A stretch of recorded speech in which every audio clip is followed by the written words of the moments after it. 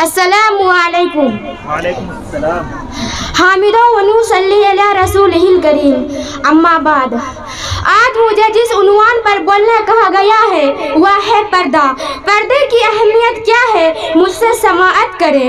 پردے کی اہمیت کیا ہے مجھ سے سماعت کرے۔ چادر کی عزت کرتی ہوں، چادر کی عزت کرتی ہوں اور پردے کو مانتی ہوں۔ چادر کی عزت کرتی ہوں اور پردے کو مانتی ہوں۔ ہر پردہ پردہ نہیں ہوتا، ہر پردہ پردہ نہیں ہوتا، اتنا میں بھی جانتی ہوں، اتنا میں بھی جانتی ہوں۔ مسلمان عورتوں کا پردہ اللہ کے رسول حضرت محمد صلی اللہ علیہ وسلم نے انسانی فطرت کے تقاضوں کے مطابق بدکاری کے دروازوں کو بند کرنے کے لیے عورتوں کو پردہ میں رہنے کا حکم دیا ہے۔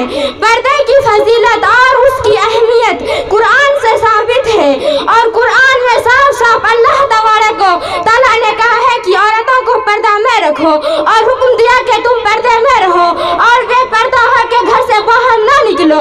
جس طرح پہلے زمانے کے دور جاہلیت میں عورتیں باہر نکل کر گھومتی پھرتی تھی، عورتوں پر پردہ فرض کر کے حکم دیا کہ وہ گھر کے اندر رہے، اور زمانے جاہلیت کے بے حیائی اور بے پردگی کے رسم کو چھوڑ کے زمانہ جاہلیت میں کفار عرب کا یہ دستور تھا کہ ان کی عورت خوب بن سنور کر نکلتی تھی اور بازاروں اور میلوں میں مردوں کے ساتھ گھومتی پھرتی تھی۔ اسلام نے اس بے پردگی و بے حیائی کو روکا اور حکم دیا کہ وہ گھروں کے اندر رہے، اور حکم دیا کہ وہ گھروں کے اندر رہے اور بغیر ضرورت گھر سے باہر نہ نکلے، اور بغیر ضرورت گھر سے باہر نہ نکلے۔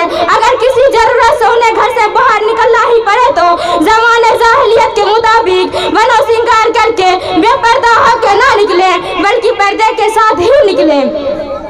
حدیث شریف میں ہے، اللہ کے رسول نے فرمایا ہے کہ عورت پردہ میں رہنے کا چیز ہے۔ جس وقت وہ بے پردہ ہو کے چلتی ہے تو شیطان اس کو جھانک جھانک کر دیکھتی ہے، اور ایک حدیث میں ہے، بنو سنگار کر کے اترا اترا کر چلنے والی عورت کی مثال اس تاریخی ہے جس میں بالکل روشنی ہی نہ ہو۔ اسی طرح ایک اور روایت ہے، رسول خدا نے فرمایا ہے کہ جو عورت خوشبو لگا کے مردوں کے پاس گزرے تاکہ لوگ اس کی خوشبو سونگھے، وہ عورت بدجلن ہے۔ پیاری بہنوں، آج کل جو عورت بنو سنگار کر کے فینسی بے پردہ لباس پہن کے خوشبو لگا کے اور بے پردہ بازاروں میں گھومتی ہے اور سنیما تھیٹروں میں جاتی ہے، ان حدیثوں کے روشنی میں اپنے بارے میں خود ہی فیصلہ کر لے کہ وہ کون ہے اور کتنی بڑی گنہگار ہے۔ اللہ تعالیٰ سے دعا ہے کہ ہم سب کو قرآن حدیث سمجھنے اور عمل کرنے کی اللہ توفیق دے، اور جہنم کی سخت عذاب سے بچنے کی اللہ توفیق دے۔ میں اپنے تقریر کو اس شعر کے ساتھ ختم کرنا چاہتی ہوں کہ کٹا سکتی ہوں سر اپنا مگر، کہ کٹا سکتی ہوں سر اپنا مگر سجدہ نہ چھوڑوں گی، کٹا سکتی ہوں سر اپنا مگر سجدہ نہ چھوڑوں گی۔ بیٹیاں امت مسلمہ کی ہوں، بیٹیاں امت مسلمہ کی ہوں، کبھی پردہ نہ چھوڑوں گی، کبھی پردہ نہ چھوڑوں گی۔ وما علینا الا البلاغ۔ بہت ہی خوبصورت انداز سے یہ اپنی باتوں کو رکھی۔ دعا کیجیے اللہ رب العزت ہمیں اور آپ کو عمل کرنے کی توفیق نصیب عطا فرمائے۔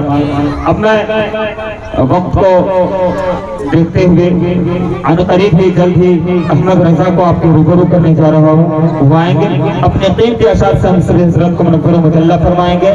میں احمد رضا کا اس اشعار کے ساتھ استقبال کرنے جا رہا ہوں کہ ہم سنانے چلے ہیں نعت رسول، ہم سنانے چلے ہیں نعت رسول، ارے جس کو تکلیف ہو وہ گھر جائے، کہ ہم سنانے چلے ہیں نعت رسول، ارے جس کو تکلیف ہو وہ گھر جائے، اور گھر جا کر بھی نہ ملے سکون، آخری علاج ہے وہ مر جائے۔